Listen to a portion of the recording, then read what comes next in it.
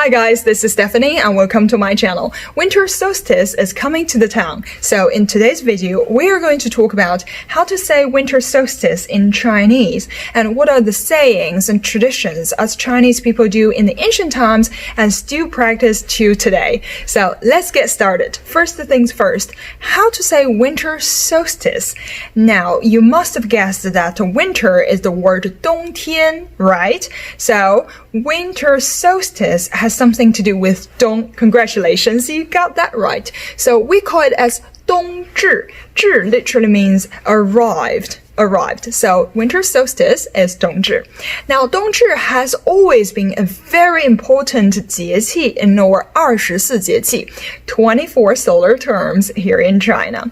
Back in the Han Dynasty, 冬至 is a very important day when it was known for 冬节, literally means winter festival. And the government officials have to 贺冬, means celebrate winter on this special day. Entering into Song Dynasty, according to 东京梦华录, also known as the Eastern Capital, A Dream of Splendor by Meng Yuanlao. In the book, they said that people have to wear their Sunday best so they can go out and pay tributes to their ancestors or simply going out to enjoy some simple meal. Speaking of the food, what are the foods that Chinese people have on this special day? Well, lo and behold, one traditional food that anyone who's interested in Chinese language or culture must know, and that is, yes, dumplings. Do you know how to say that in Chinese though? We call it 饺子, okay? Very simple. Now, for northern people, they like to eat 饺子, and for southern people, sometimes they eat 汤圆, 糍粑, or rice noodles. Things vary.